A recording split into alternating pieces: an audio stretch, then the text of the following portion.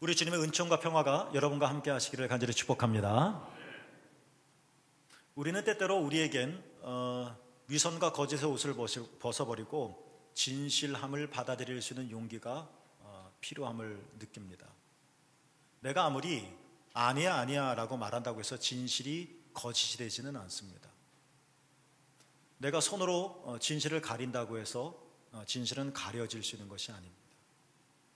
내가 외면한다고 해서 진실이 우리에게 필요하지 않게 되는 것도 아닙니다. 우리는 언제나 진실을 받아들일 수밖에 없고 진실보다는 거짓과 왜곡된 것들이 너무나도 많은 이 세상 속에서 진실과 거짓을 분간하기도 어려운 이 마당에 진실을 받아들이란 사실 쉽지가 않습니다. 진실보다는 그냥 약간 거짓말해서 편하게 살기가 더 편한 것 같고, 또 요령을 피우고 편법을 씀으로 인해서 다른 사람 다 하니까 나도 하면서 쉽게 넘어가는 것이 또 지혜로운 삶이다라고 사람들은 말하고 있습니다만 그렇지 않습니다. 신앙에 있어서도 진실은 매우 중요합니다. 내가 맛 부딪히기 쉽지 않아서, 그래서 외면하고 싶어서 애써 진실에 대해서 눈을 감지만 그렇다고 해서 진실이 가려지는 것은 아닌 거죠. 구원이란 무엇일까? 다시 한번 생각해 봅니다.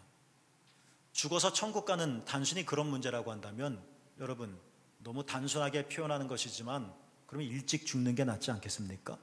하나님 나라 갈 수 있는 거니까. 좀 희학적으로 말하는 거지만 지금 죽으세요라고 말하는 것이 가장 축복된 인사이지 않겠습니까? 그러나 아무도 그렇게 말하지 않고 그렇게 듣고 싶어 하지도 않습니다. 구원이 단순히 죽어서 천국 가는 문제라고 한다면 이 땅에서 삶은 아무 의미 없는 것이 되어질 것입니다. 예수님도 구원에 대해서 그렇게 말씀하지 않으셨어요. 구원은 이미 이루어졌습니다.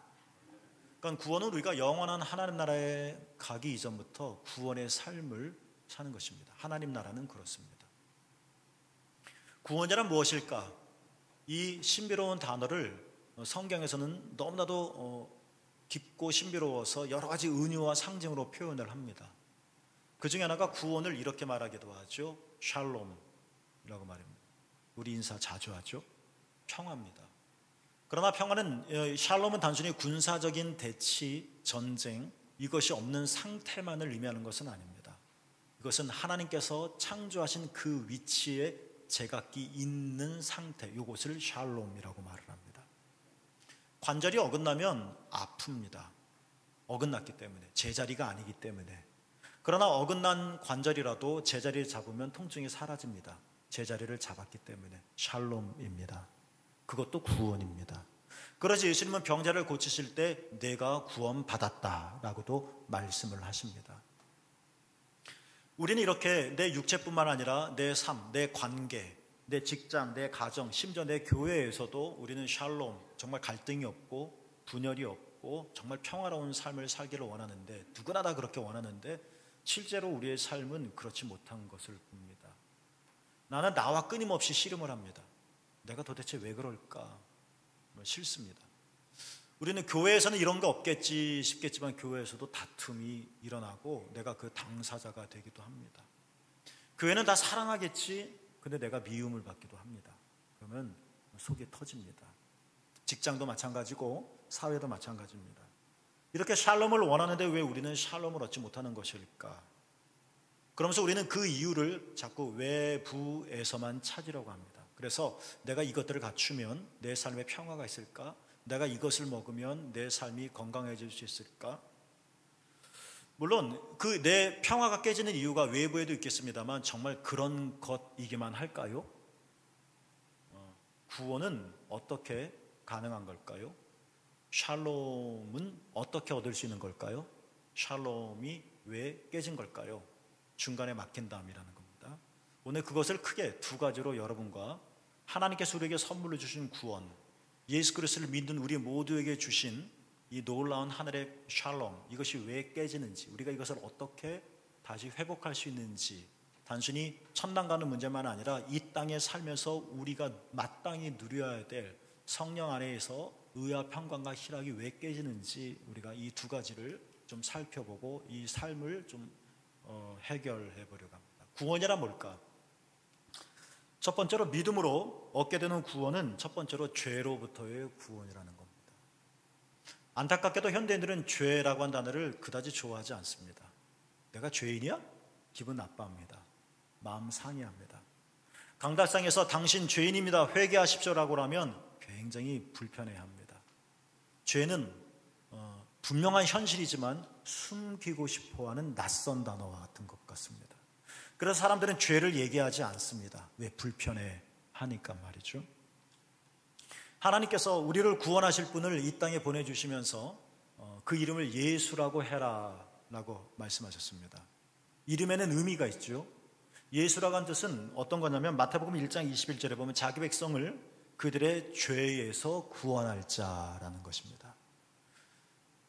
예수님이 구원자이십니다. 그래도 어디서 구원하느냐? 죄에서 구원한다는 겁니다. 그래서 예수입니다. 왜 예수일까요? 왜 죄에서 구원을 받아야 되는 걸까요? 내가 어제 거짓말했는데, 예를 들면 내가 거짓말했는데 왜 그 거짓말한 죄에서 내가 구원을 받아야 되는가? 내가 한 번 거짓말했다는 것이 이 세상에 무슨 큰 해악을 끼치는 것도 아닌데 왜 죄가 문제인가 하는 겁니다. 오늘 말씀을 통해서 우리가 짧은 설교 시간이지만 먼저 확실하게 우리가 정리를 하고 좀 넘어갈 게 하나 있는데요. 그것은 뭐냐? 여러분이 지금 이 시간에 이 설교를 통해서 인정을 하든 못하든 상관없습니다. 분명한 진실이 하나 있습니다. 진실을 받아들일 용기가 필요하다고 그랬죠. 그 진실 첫 번째는 뭐냐면 여러분이 겪는 모든 문제의 근원은 어디에 있느냐면 죄 때문이라는 겁니다. 여러분이 이것을 인정하지 못해도 이것은 진실입니다. 왜냐하면 성경이 그렇게 말하고 있기 때문에 그렇습니다. 죄가 우리의 문제라는 겁니다. 그 왜 죄가 문제냐? 죄가 뭐냐 하는 문제를 또 우리가 다뤄야 될 것 같은데요. 성경은 하나의 이야기입니다. 이야기라고 해서 뭐 꾸며낸 동화, 작가가 만들어낸 이야기, 그런 의미는 아닙니다. 성경의 언어와 우리의 언어는 분명히 다릅니다. 표현하는 방식이 다릅니다. 조선시대 때 사랑을 고백하는 언어와 현대인들이 사랑을 고백하는 언어는 분명히 다릅니다. 말은 하겠지만 표현 방식이 다르죠. 고려시대 때는 더했을 겁니다. 그런 것처럼 성경시대에 하나님을 이야기하는 언어의 방식과 오늘 우리들이 하나님에 대해서 말하는 언어의 방식은 다르다는 겁니다. 이 언어의 차이가 있다는 것을 기억하고, 그런 의미에서 이야기라는 건데, 성경이 구원이 무엇인가, 왜 죄가 문제인가를 성경에서 이렇게 말하고 있습니다. 인간이 하나님께서 금지하신 선악을 알게 하는 나무의 열매를 먹었다는 겁니다. 여러분, 이거 이야기입니다. 그러니까 이거를 하나하나 따지면서 사실적으로 풀어간다면 대답을 찾을 수가 없습니다. 선악을 알게 하는 나무가 뭐야? 사과야? 그래서 걸렸나? 이 얘기하려고 하는 거 아닙니다. 그렇게 보면 안 됩니다. 아니, 왜 하나님께서 선악을 알게 한 나무를 눈에 크게 보이는 동산 중앙에 놓으셨어? 아예 만들지를 마시지. 이걸 자꾸 이렇게 바라보면 우리는 이야기의 의미를 캐치할 수가 없습니다. 이 이야기가 말하려고 하는 이야기니까 풍부한 의미가 담겨 있잖아요. 이 이야기가 말하는 것은 뭐냐면, 여러분, 먹은 것이 문제가 아닙니다. 아그작 씹어서 먹었다, 이게 문제가 아닙니다. 이 이야기의 포인트는 뭐냐? 하나님께서 금지하신 것을 행했다는 것이 문제입니다. 이게 핵심입니다. 하나님께서 하지 마라 한 것을 했다는 거예요. 이걸 먹든 행했든 마셨든 어떤 내용이든 소재든 상관없습니다. 하나님께서 금지하신 것을 인간이 행했다. 이것이 바로 죄라는 겁니다. 이게 죄를 지었다는 것입니다.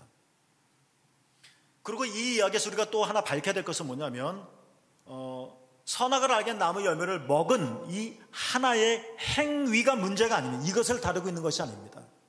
그 행위를 통해서 모든 인간 마음에 깊이 자리 잡고 있는 죄의 본성, 이것을 우리는 원죄라고 말을 합니다. 이게 문제라는 겁니다. 우리의 구원이 죄로부터의 구원이라고 말할 땐 내가 어제 거짓말했는데, 내가 어제 봐서는 않는 걸 봤는데, 이런 행위에 낱낱한 여러 개의 죄들을 일컫는 것이 아니라 이런 죄들을 유발케 하는 내 안에 있는 악한 동기, 사악한 마음, 죄의 본성, 죄의 경향, 나도 모르게 손이 가고 나도 모르게 눈이 밝혀지고 나도 모르게 마음이 쏠려지는 내 안에 끌리는 충동, 우린 것을 원죄라고 말을 합니다.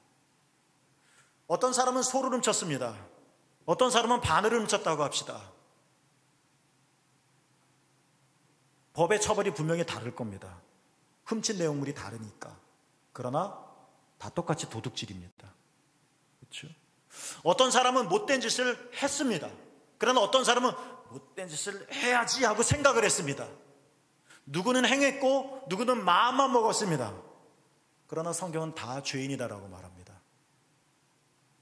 이렇게 내가 뭔가를 행하게 하는, 이것이 하나님께서 금지한 것인 줄 알면서도 행하는, 하나님이 원하지 않는 것인 줄 알면서도 충동되어지는 내 안에 있는 어떤 이런 악한 본성들, 그래서 그 일을 행하게 하고 그 생각을 갖게 하고 그 감정을 갖게 하는 충동들, 이게 바로 원죄라고 하는 것입니다. 이게 문제라는 겁니다. 이게 우리의 삶을 힘들게 한다는 것입니다. 잘못한 것이 있으면 슬슬 피합니다.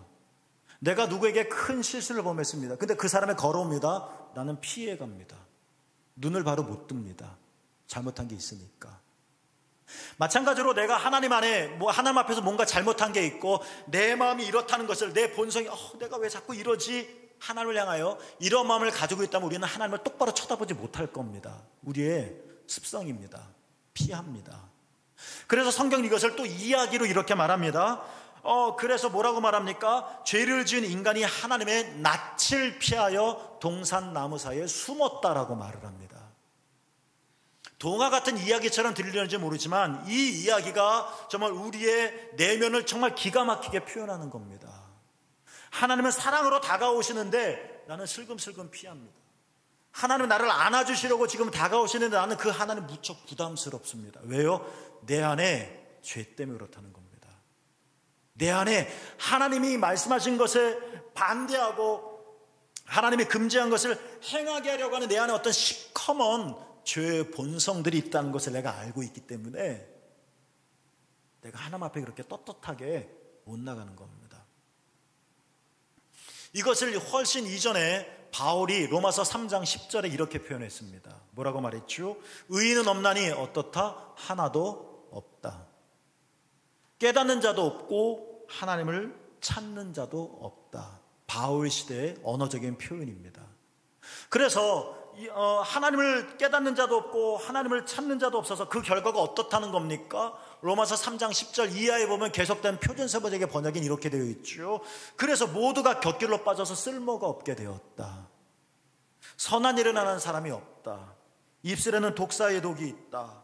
발은 피를 흘리는데 빠르다. 가는 길에는 파멸과 비참함이 있다. 그들은 평화의 길을 알지 못한다. 표준세번역의 내용입니다.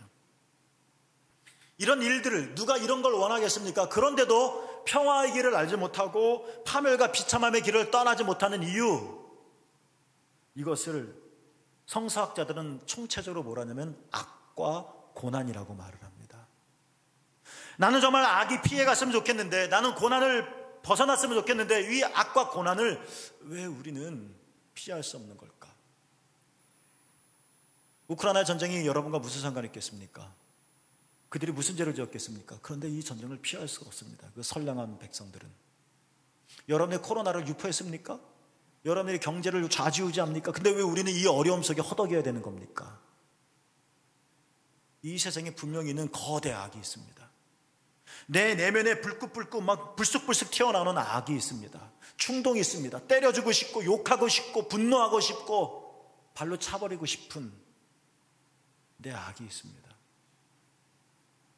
이런 악들, 내 내면이 내 안에 충동질하는 것, 오라 곤고한 자라다라는 바울의 고백처럼 우리는 다 사랑하기를 원하지만 우리는 사랑하면서도 다툽니다. 싸웁니다. 증오합니다. 미워합니다. 애증의 관계입니다.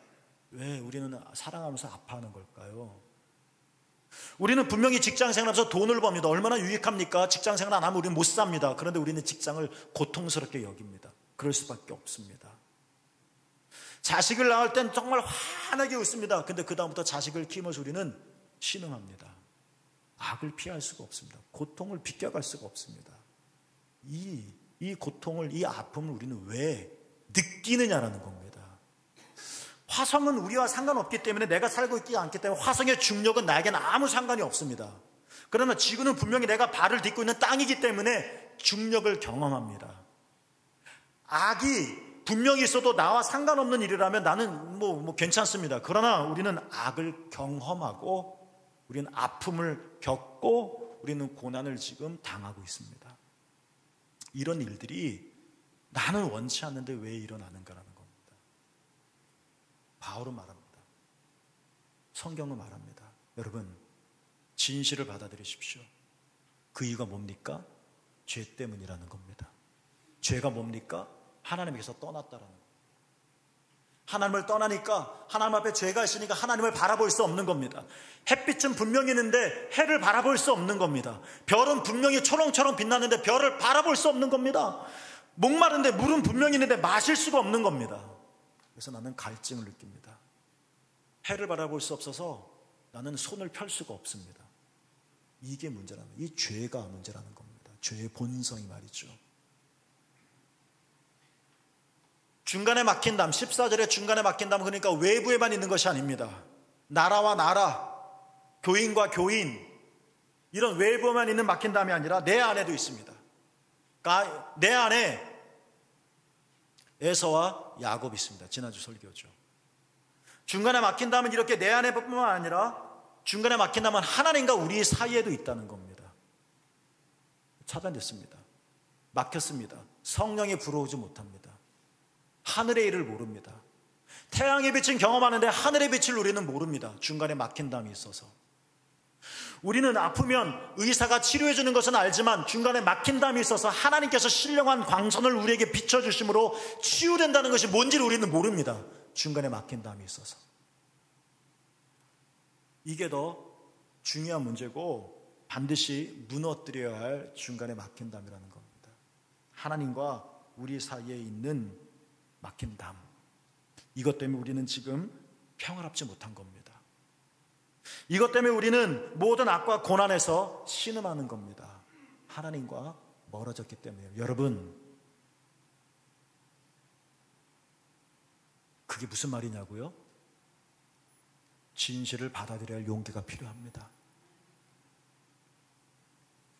우리가 참으로 평화롭게 살기를 원한다면 어떤 외부의 요건에도 지구가 아무리 더 빨리 돈다 할지라도 내가 거기에 요동치지 않고 내 마음을 빼앗기지 않고 여전히 노래 부르고 춤추며 평화롭게 살 수 있기를 원한다면 우리는 하나님과 가까워져야 합니다. 비유를 든다면 적절한 것은 아니지만 우리가 돈을 모아 유럽 여행을 떠났습니다. 멋진 여행을 했습니다. 마쳤습니다. 인천공항에 도착했습니다. 대부분의 사람이 이렇게 말합니다. 아유, 집이 최고야. 우리 집보다 유럽의 호텔이 훨씬 좋습니다. 내 침대보다 호텔의 침대가 훨씬 고급스럽습니다. 음식도요.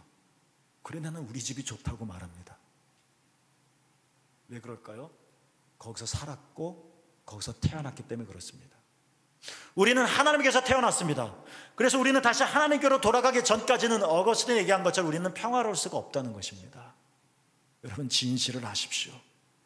성경에 말하는 것을 받아들일 수 있게 되기를 축복합니다.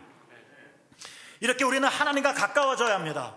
내 깨진 유리창과 같이 나에게 아픔과 고통과 비명을 건네준 이 수많은 어려움들, 이 악과 고난을 어떻게 타개할 수 있을까?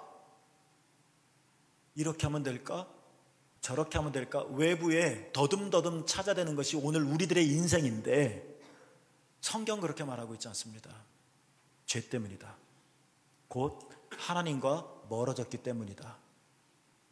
우리가 이 문제를 해결하기 위해서는 다시 하나님과 가까워져야 합니다. 죄를 해결해야 됩니다. 오늘 말씀이 바로 그 말씀입니다. 오늘 16절에 바울이 이렇게 말합니다. 함께 읽겠습니다. 시작. 또 십자가로 이 둘을 한 몸으로 하나님과 화목하게 하려 하심이라. 원수된 것을 십자가로 소멸하시고. 죄는 하나님과 우리를 원수되게 만듭니다. 여러분이 저에게 자꾸 신 것만 갖다 주시면 저는 여러분과 원수가 됩니다. 저 잘 못 먹잖아요, 신 거. 그렇죠? 그러나 여러분이 달콤한 걸 저에게 갖다 주면 저는 여러분과 친해질 수 있습니다. 하나님과 원수된 거, 하나님이 싫어하는 거, 이게 바로 죄의 본성이라는 겁니다. 단순히 형법적이고 윤리적인 그런 죄된 행위가 아니라 우리 안에는 악한 본성입니다.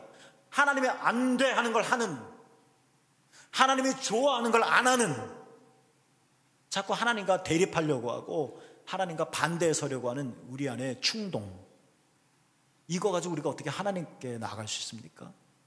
이거 가지고 우리가 어떻게 하나님과 평화로울 수 있겠습니까? 이거 가지고 우리가 어떻게 하나님과 친해질 수 있겠습니까? 원수된 것을 소멸하시고 하나님과 화목하게 하시고, 어떻게 해요? 십자가에서. 누가요? 예수님이. 무슨 일을 하셨어요? 죽으심으로.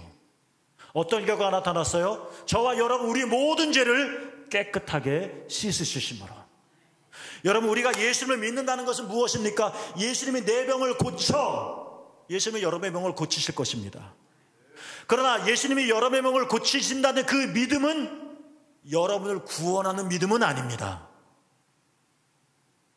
예수님이 내 문제를 해결해 주실 거야, 예수님이 여러분의 문제를 해결해 주실 겁니다. 그러나 이 믿음이 여러분을 구원하는 믿음은 아닙니다. 우리를 구원하는 믿음은 예수님께서 십자가에서 죽으심으로 내 모든 죄를 깨끗하게 용서하셨음을 믿는 믿음인 것입니다. 이 믿음이 우리를 구원하는 믿음입니다. 이 믿음이 우리를 하나님의 자녀가 되게 하는 믿음이라는 것입니다. 여러분, 예수님을 잘 믿으시길 바랍니다. 예수님께서 십자가에서 우리의 모든 죄를 용서하셨습니다. 그렇게 해서 하나님과 원수된 것을 소멸하셔서 하나님과 화해시키셨습니다. 우리를 구원하는 믿음은 이 믿음입니다. 이 믿음. 우리는 뭘 믿고 있나요? 예수 믿고 대박 나는 걸 믿고 있나요? 예수님 당연히 그렇게 하십니다. 우리는 뭘 믿는 건가요? 예수님? 왜 죄를 용서해 주셨다는 것이 그렇게 중요한 걸까요? 내가 갓난아기 때 졌던 죄, 밥상에다 오줌 쌌던 죄, 이게 용서받는다는 것이 내 삶에 무슨 의미가 있는 건가요? 예수님이 용서해 주신 죄는 그런 죄들이 아니라 하나님과 반대에 서려고 하는 내 안에는 원죄를 가리키는 겁니다. 이거를 해결해야 스프링처럼 자꾸 멀어져 가려고 하는 것들이 소멸되어 하나님과 가까워질 수 있는 것입니다. 이걸 해결해 주셨다는 겁니다.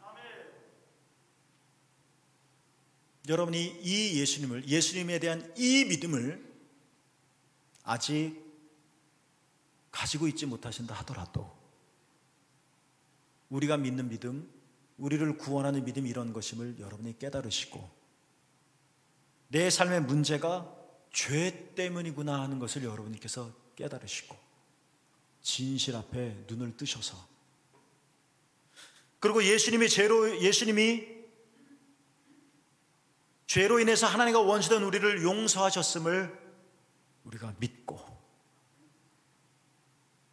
예수님을 믿는 이 믿음을 통해서 구원을 얻으시고 샬롬, 평화를 얻으시게 되기를 주님의 이름으로 축복합니다.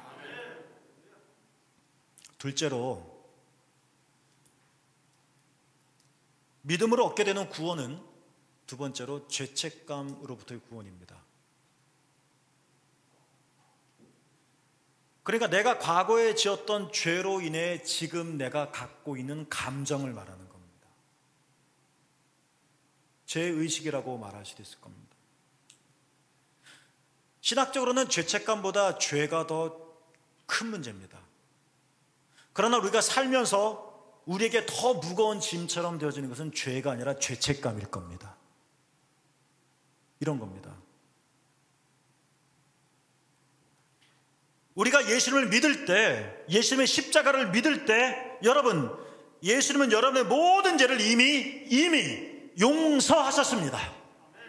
여러분이 그리스도 예수의 은총 안에 있을 때 여러분이 이미 깨끗하게 되었습니다. 이미입니다. 근데 문제는 뭐냐? 내 죄는 용서하셨는데 내 안에 죄책감이 남아있는 겁니다. 아직도 내 안에는. 이 죄책감이 나를 무겁게 하는 겁니다. 내가 지은 죄를 알고 있는데, 하나님이 용서하셨다고 하는데, 내가 진심으로 회개했는데, 그래서 하나님께서 나를 용서하셨다는 확신을 내가 경험하기도 했는데, 그래도 문득 이 죄책감이 나를 정복해 가는 겁니다. 그래서 내가 하나님 앞에 나갈 때 이 내가 지은 어떤 죄로 인해서 하나님이 나를 가만두시지 않을 것 같은, 여러분은 모르지만, 예를 들어 여러분은 모르지만 나 자신만 아는 어떤 죄가 있는데 하나님은 아시겠죠? 나도 알고 하나님께서 나를 사랑하시고 용서해 주시니까 이 죄가 더 이상 내게 아무 문제가 되지 않겠지라는 생각을 가진과 동시에 그래도 이 죄에 대한 죄책감이 나를 힘들게 하는 거예요. 내가 어제 이런 잘못을 하나님께 범했기 때문에 우리 집에 불행한 일이 생기는 거 아닐까? 우리 애가 대학 떨어진 이유가 내가 뭘 잘못했기 때문이 아닐까? 우리 사업이 잘 되는 것이 잘 안 되는 것이 내가 뭐 죄를 지었기 때문은 아닐까? 뭔가 불행한 일을 내가 겪을 것만 같아.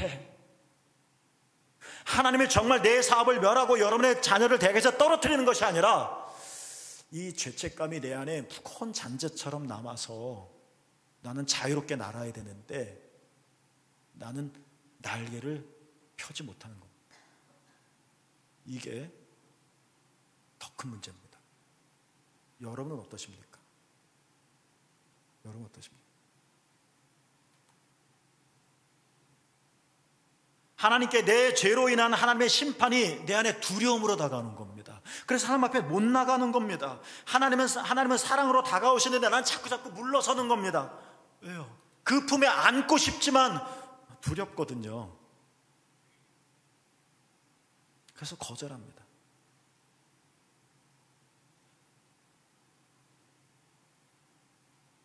나다니엘 호돈이라는 사람이 있습니다. 유명한 소설을 썼죠. 주홍글씨입니다. 헤스터 플린이라고 하는 여인이 간음을 합니다. 청교도 목사이죠. 그래서 아기를 낳습니다. 딸을 낳죠. 딸이 진주라는 뜻의 펄입니다. 누구랑 간음했는지는 말하고 있지 않으니까 상대편이 누군지는 모릅니다. 그러나 딸은 감출 수가 없습니다. 딸이 괜히 태어났겠어요? 간음을 했죠. 그래서 마을 사람들이 헤스터 플린에게 옷에 주홍색 글씨를 새기죠. A라고 씁니다. A, adultery라 해서 간음이라고 뜻입니다. 사람들이 비웃습니다. 꼬맹이도 돌멩이를 던집니다. 간음한 여자 하면서. 동네 사람들 같이 살 수가 없습니다. 저기 멀리 떨어져서 혼자 딸 데리고 삽니다. 일감도 없습니다. 완전히 격리되었으며 소외되었습니다. 평생 A를 달고 살아야 되는 겁니다. 흔적입니다. 죄의 흔적. 여러분, 이 소설이 이렇게 명작이 된 것은 이 소설이 불륜을 다루고 있기 때문에 명작이 된 게 아닙니다. 이런 일을, 이게 이 소설의 내용이 아닙니다. 그러면 명작이 될 수 없었겠죠. 주홍글씨의 핵심은 뭐냐면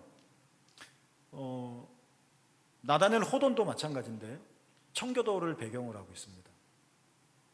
그래서 죄에 대해서 우리가 어떤 태도를 취해야 할 것인가를 소설이 말하고 있는 겁니다.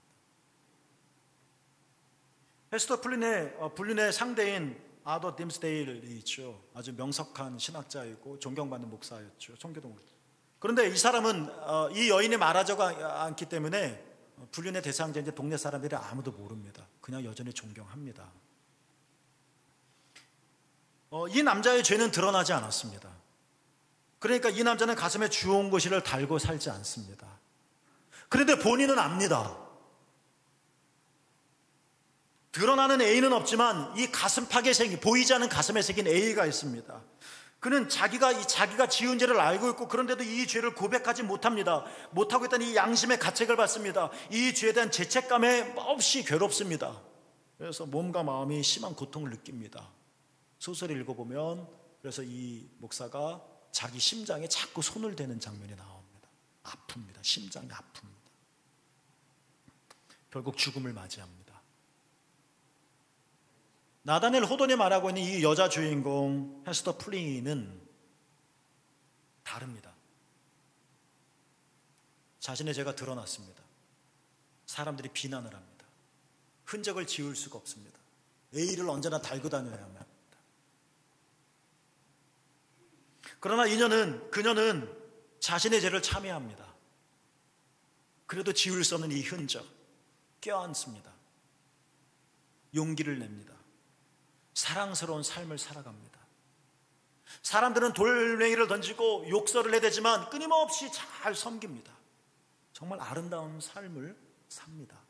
이 소설에 대미가 있는데 이 여인이 너무나도 아름다운 삶을 살아가니까 이 동네 사람인데 나중에는 A 가늠 하는 이 A에 대해서 사람들이 저 A가 가늠이라고 하는 A가 아니라 able, 유능, 할 수 있음이라는 뜻의 A가 아닐까? A만 새겨져 있으니까. 아니면 천사, 엔젤이라고 하는 천사의 A가 아닐까? 라는 생각을 하게까지 됩니다. 너무 멋지죠?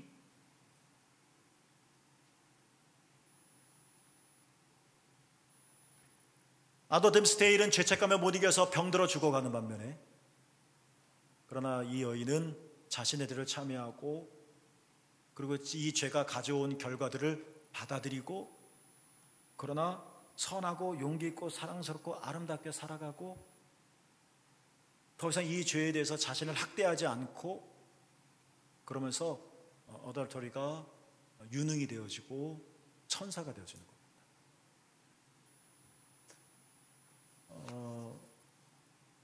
성경을 읽으면서 하나 와닿았던 사건이 하나 있는데요. 예수님의 주옥 같은 산상수 마태복음 5장, 6장, 7장에 나오죠. 5장에는 팔복이 나옵니다. 8가지 복을 하나님께서 예수님께서 내려주시죠. 듣는 사람들이 있죠.